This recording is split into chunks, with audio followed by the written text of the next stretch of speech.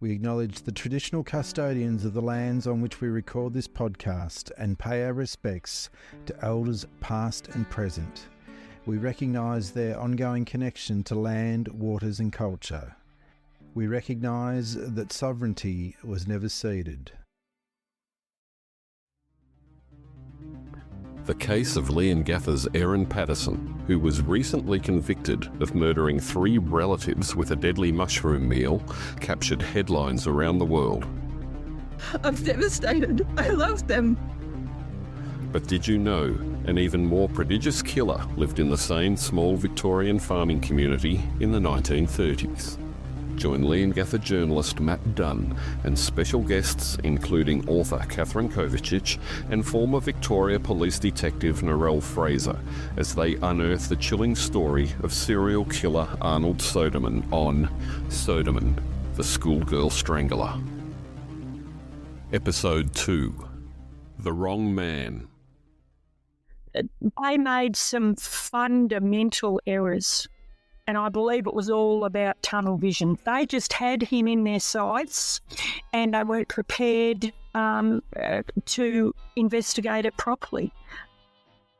He said he would rather the detectives cut his throat than accuse him of what they were accusing him of. So I think, he might have been a petty criminal, but I think perhaps deep down he was not, this horrible person. This episode contains adult themes. Listener discretion is advised. As 2,000-odd police swung into top gear, hundreds of potential suspects were detained and questioned for the rape and murder of 12-year-old Mena Griffiths, who was abducted from Melbourne's Fawkner Park on Saturday, November 8, 1930. The crime sent a ripple of fear through the city. While the media remained sceptical about the force's focus, there was an apparent breakthrough in the investigation on December 5. The suspect, who had already been arrested once, was picked up again 12 days later in the same town, Temora, in the Riverina area of New South Wales. Robert James McMahon, 36 years of age, did not apply for bail. As the author of The Schoolgirl Strangler, Katherine Kovacic, explains, police clearly had the wrong man.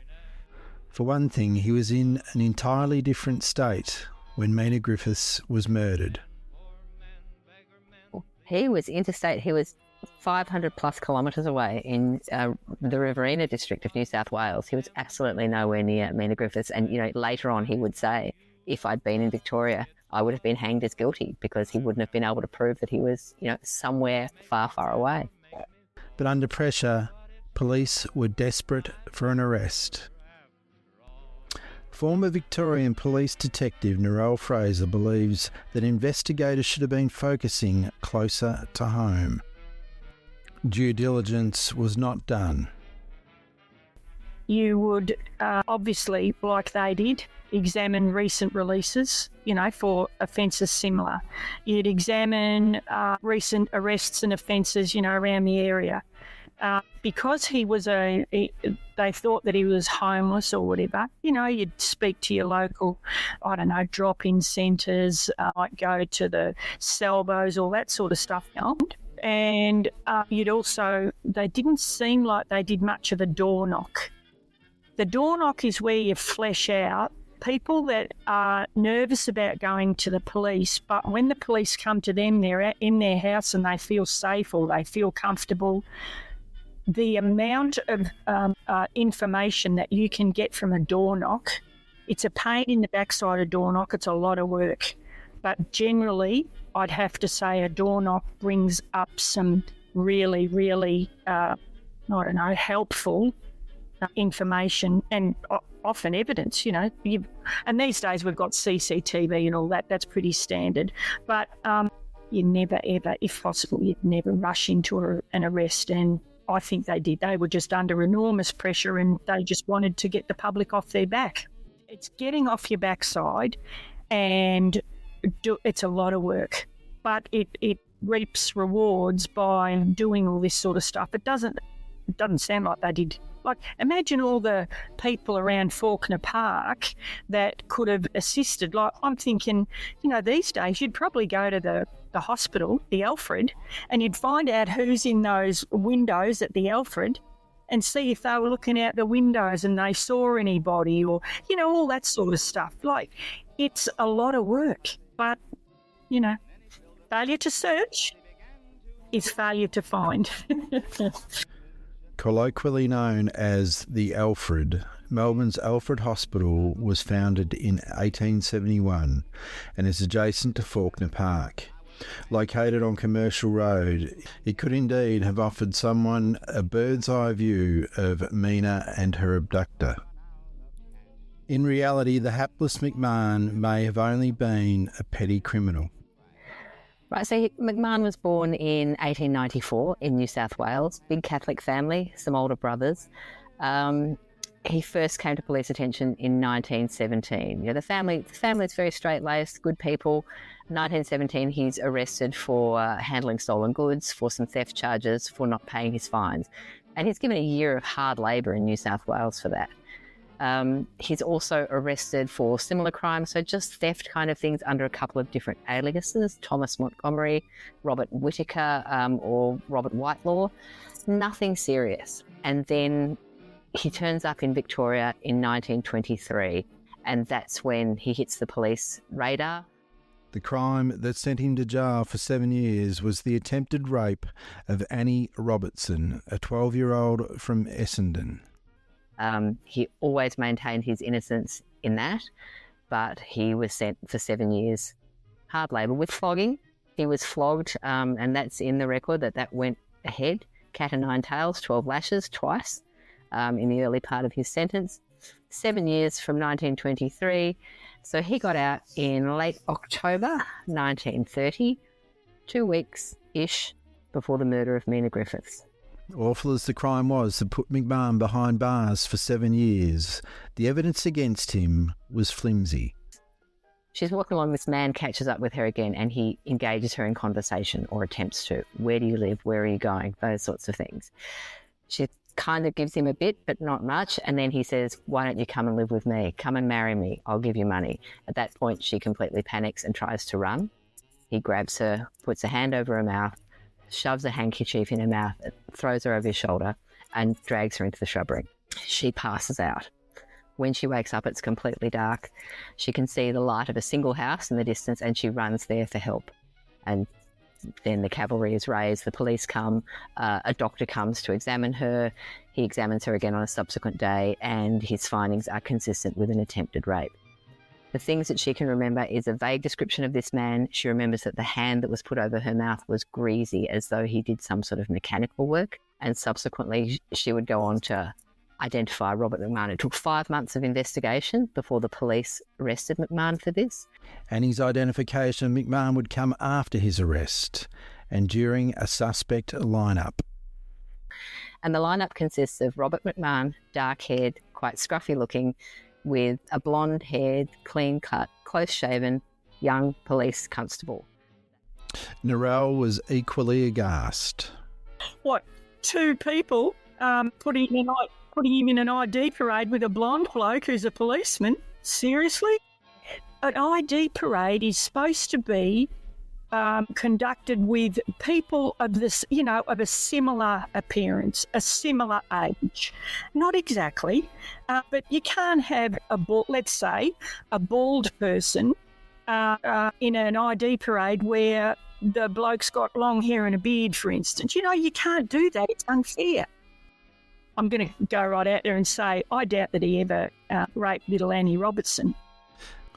But Katherine believes that when it came to the schoolgirl strangler investigation, police were in uncharted waters.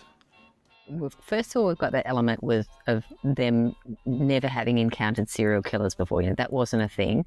So your most likely suspects are your career criminal, someone out of jail, the close family member for murders and things, or, the male in the picture, boyfriend, some sort of relationship like that, spurned relationship. The Annie Robertson case put McMahon in the frame for the murder of Mena, but neither Katherine or Narelle believes he was guilty of that initial crime. In both instances, the disreputable and litigious senior detective James Norman Bruce would lead the investigation. Having done 7 years hard labour for his alleged crime, McMahon was only 2 weeks out in free society when he was accused of the murder. Police relied on a tip-off from a convicted child rapist. That man, David Bennett, aka Robert Bennett, will feature again in this story. The guy who dumped McMahon in it, that's probably better than tipped them off, given that he was completely innocent. His record was much worse. And so the fact that the cops, and he was actually hanged himself in 1932. We're talking about the violent rape of a 4-year-old child. So that was what he was ultimately hanged for. And he had previous form for crimes like that in Western Australia. He had been given the death sentence over there, but it was commuted. So, and then he wound up in Victoria, and he was in prison at the same time as McMahon on an earlier charge for a much more minor crime. And he pointed the finger at McMahon. So the cops taking the word of someone like that, yeah. There was nothing factual. At best, I suppose it was circumstantial, their arrest. And even then, I can't see how it was even circumstantial. I also think that they were feeling enormous pressure from the public, and they just sort of felt like to get the public off their back, they had to make an arrest. I completely get that, the public pressure of making an arrest when the public are in, there's a public outcry. What are the police doing? It is very, very stressful to try and ignore that public pressure. So I understand why they felt the pressure, but, I think most detectives at some point would feel pressure from the public to solve something, but you can't cut corners. And my belief is they cut a lot of corners. Yes, I would call him a person of interest, but there were so many others as well. And, at one stage there he confessed. Well, they say at detective training school, and whenever you're, you're under the tutelage of somebody that is, a great detective, they will always say that a confession is just the beginning of an investigation.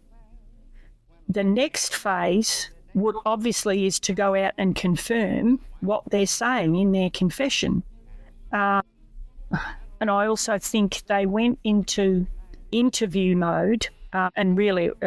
I have no doubt it would have been more like an interrogation, and there probably was some tactics used that were used a long time ago, force and fear, and in the end it was easier for him to confess than, it's a terrible thing to say, but I know it happens because I've seen that type of behaviour myself from Neanderthals of detectives.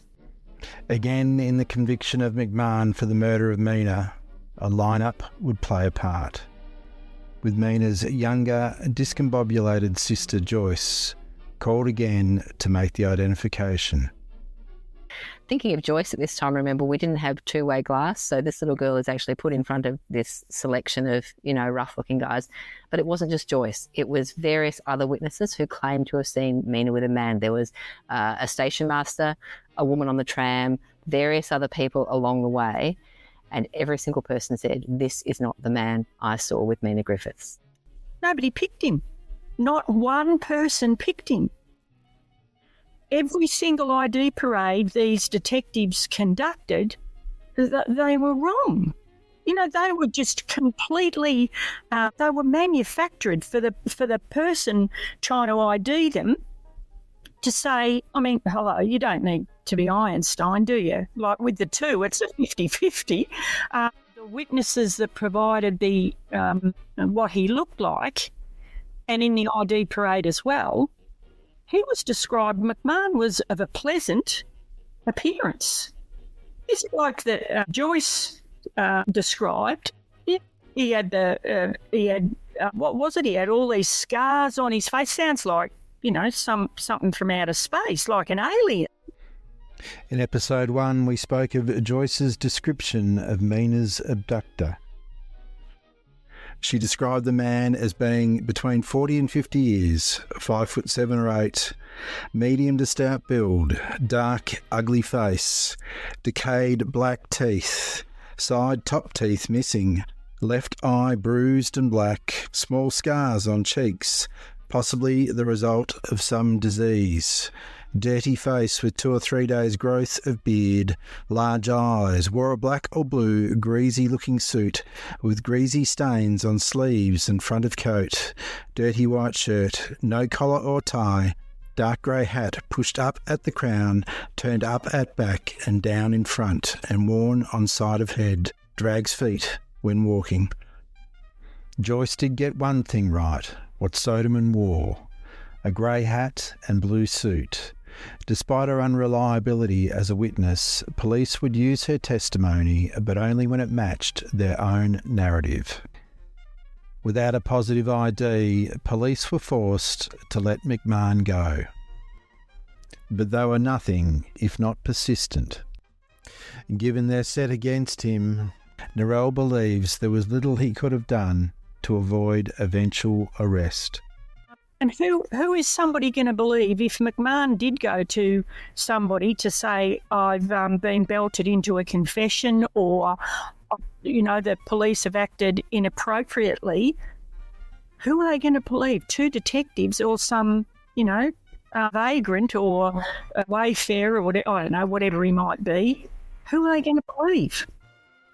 Like, there's some very dodgy detectives around. There's dodgy detectives around these days. I could name a few that I've had experience with that have fitted up somebody for a crime that they didn't do because they were just so... they had such tunnel vision they couldn't see the wood for the trees, let's say. A bloodstained swag would prove to be his undoing. When they first arrested him, they said, "Where's your swag?" And he said, "Haven't got a swag, haven't got anything, haven't got any gear." And of course, they didn't believe that. And in the interim, about the 29th of November, someone found the swag. And in that were various pieces of clothing that seemed to have blood stains on them. And that was brought down to Melbourne. It was examined by the pathologist and confirmed that there was a little bit of blood on the hem of the shirt, a little bit of blood on the trousers. There was an eiderdown, a quilt in there that seemed to have some blood on it, and it looked like someone had tried to clean it off. There was also some things, and remember, we're in the very, very rudimentary days of forensic analysis. So blood analysis at this time, you could just say it's human. And if you got very technical, you could say it's O positive. And they could also see some stains that fluoresced in a way that was consistent with some sort of bodily fluid. Now, that could be semen, and that's the assumption that they jumped to, but it could also be that he sneezed and wiped his nose on the tail of his shirt. Any sort of bodily fluid is going to fluoresce that way.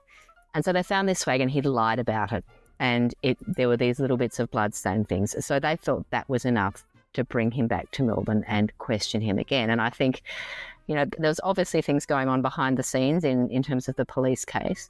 And the interesting thing about the blood staining is that there was no blood at the scene of Mena Griffiths' murder. There was no blood on Mena. There was no blood on her clothes. There was no blood anywhere. So it's a massive, I can't even say deductive leap, it's a massive presumption to say, here's a guy who happens to have a bit of blood on his shirt, which he would always subsequently maintain that he'd cut himself very badly shaving, bled on his shirt, tried to mop it up with other bits of clothing. And there was a way of potentially proving that it was his own blood with very, very, cutting edge analysis at the time. But no one ever bothered to do that, despite him saying, have at it, go ahead, prove it's mine. No one ever wanted to prove that he was innocent, so that was never done. They had a chance to test the blood to see if it was human, and they didn't. So, again, wouldn't that it may actually help with all the ticks against him, but it also might exculpate him, and that's, I think, what they were worried about. They didn't want those doubts, so they didn't do it. To McMahon, his framing by Senior Detective Bruce must have seemed like rough justice, especially when he was forced to defend himself in court. Again, poor unlucky McMahon. He tried to get legal representation with a lawyer called Jack Cullity, Black Jack, who went on to become one of the leading defence lawyers of the period. And unfortunately for him, Cullity was away on holidays at the time. And so by the time the coronial thing arrived, McMahon was unrepresented. He had to represent himself. And again, in way over his head.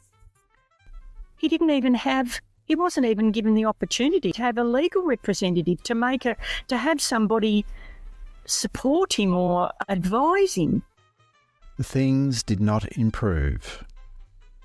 In the courtroom, McMahon must have been fearing the worst, for events seemed to conspire against him.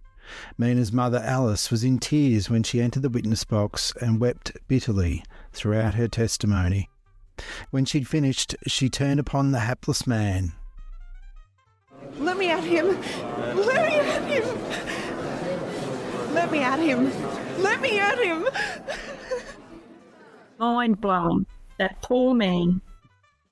McMahon was allowed to sit in front of the coroner and question Joyce, who was already clearly shaken by the ordeal of the trial. Not least of all because she was now being questioned by the man who may have murdered her sister. McMahon gently pressed the 8-year-old on what seemed like a telling point. When she'd initially seen him at Melbourne's Russell Street police station, she had not recognised him as the man who abducted her sister, but now she believed he was the offender. "Are you sure I'm the man who took your sister away?" Joyce, probably coached by the police, was as sure as she could be. Yes, I'm sure you are the man. Proud of my deductive reasoning that Joyce had probably been encouraged by police to identify McMahon as Mena's killer, I took the idea to Narelle. It occurred to me then that I reckon the police probably coerced her into saying that as well. Do you think? Sorry, but... It was a light bulb moment for me. No, absolutely. And I also think that Joyce absolutely would have felt a lot of pressure. They would have said, maybe they may not have been as brash as saying, just say it's him. I don't know. But they would have made it very clear that... to do them a favour, and like they would have said things. They would have made insinuations that little Joyce sort of thought, "Oh, I'd better please the police. I don't want to upset the police." Oh God. Although I thought it was unusual for McMahon to be questioning Joyce, Narelle said it was common practice until fairly recent years. It's not I've been investigating sex offences I had been prior to leaving. And, it's only reasonably recently that an offender or a suspect in court is not allowed to or cannot cross-examine the victim without all these practices in place, screens, for instance. Despite the grimness of McMahon's situation, things would finally turn in his favour. What happened was before his second arrest, he'd contacted his brother in Sydney and told him his entire story, told him exactly where he was from the time he left Victoria immediately after his release from prison, his travel up through Victoria, through the Riverina district of New South Wales, what he'd been doing on those days, and in particular what he'd been doing on the 8th of November, which was when Mena Griffiths was murdered. And so when he was found guilty this second time, his brother actually had already been working hard behind the scenes with a lawyer up in New South Wales to try and pull this alibi together, to pull these witnesses forward, to get those people who said they'd seen him, or rather who he said he had encountered on his trip through New South Wales, and to bring them in and to prove that he was where he said he was, which was 500 plus kilometres from Mena Griffiths' murder. And the other thing that happened was that, as well as that active thing going on, people in New South Wales, this was the big case of the period. So people in those towns, in Temora, in Leeton, up through that Riverina area where he said he'd been, were seeing the story in the newspaper, and they saw his picture. And a number of them came forward to the local police and local lawyers and said, I saw this guy at the time, it can't be him. And so a lawyer up in that area wrote down to the Attorney General here, wrote to police here and said, how come, basically this is not how justice is when you only present one side of the case. We have people up here. And he was prepared to basically jump in boots and all to help McMahon's case. So ultimately, there was a talk of subpoenaing all these witnesses and bringing them down to Victoria. But what actually happened was perhaps slightly better. McMahon's lawyer, he has a lawyer now, thanks to his brother, lawyer, Detective Bruce McMahon, and a representative of the court actually went up to Leeton and put McMahon in front of a group of people, and they all said, this is the man that was here. But more importantly, every one of these people told their story to the police about their encounter with McMahon, and what they said tallied exactly with what he'd said. He gave such a detailed alibi. You know, and in the end, it was the brother that went out and was making all these inquiries, doing what the police should have been doing. It's not that hard. It's knocking on a few doors.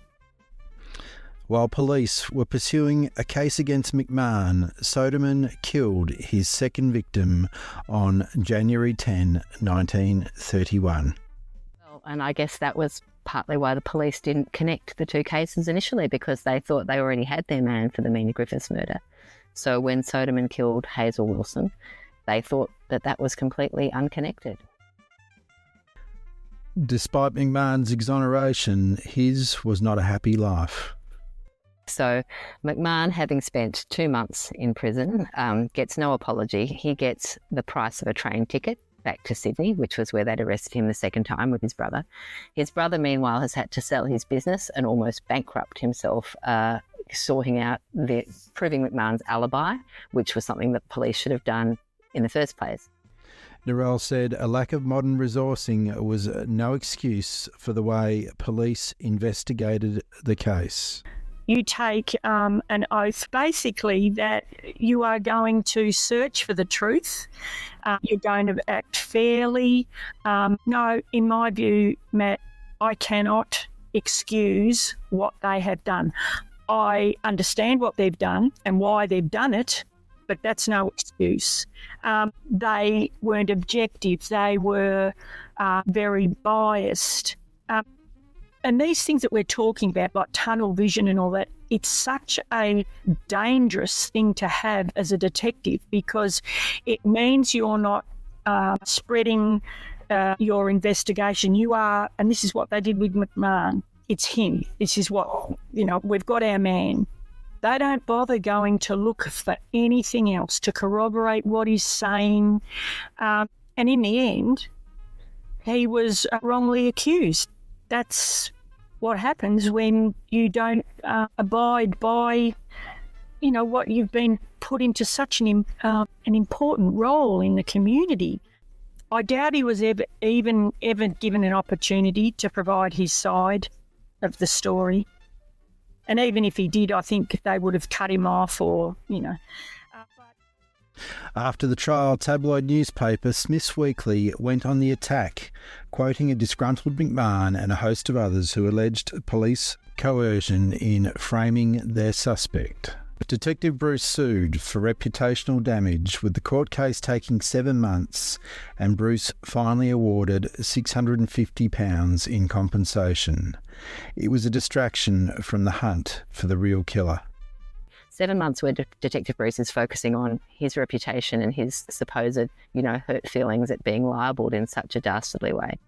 And that just passes because he's invested in his own court case, and that's where the energy seems to have been going. So if they'd had a chance of getting on the trail of Sodeman, it's long gone by the time we're refocused on any potential investigation. The botched police investigation led to heartache on many fronts, not least of all for McMahon. Again, poor McMahon, he ends up in a psychiatric ward in the Parramatta Mental Hospital, and the records there would say that he appears, not to have serious mental health issues, but that if you engage him in long conversation, he seems to have a persecution complex. This man, no wonder he had a persecution complex. Far out. Like, really? The Annie Robertson case particularly would continue to haunt him throughout his life. He said he would rather the detectives cut his throat than accuse him of what they were accusing him of. So I think, he might have been a petty criminal, but I think perhaps deep down he was not, this horrible person. He was quite sensitive. I'd rather you cut my throat is a pretty dramatic statement. It's not just bluster and I didn't do it, I wasn't there, it weren't me. It's a from the gut sort of statement. This poor man, no wonder he ended up in a psychiatric institution. This man has been targeted. Crikeys. Not once, but twice. Oh, and probably more times. Next week on Sodeman the Schoolgirl Strangler. He turns his car into the street. His headlights light up Hazel and this stranger standing at the gatepost. He sees Hazel definitely. The man, blue suit, grey hat, identified again, but seems to be hiding his face. Like, because of one pig-headed policeman, all these families suffered for generations, My proof listener is A. Dunn. Thanks to Mark Drury for the introductory voiceover and theme music. And thanks to Grace Griffith for playing the parts of Alice and Joyce. Thanks also goes to my two special guests, Katherine Kovacic and Narelle Fraser. Thanks for listening. See you next week.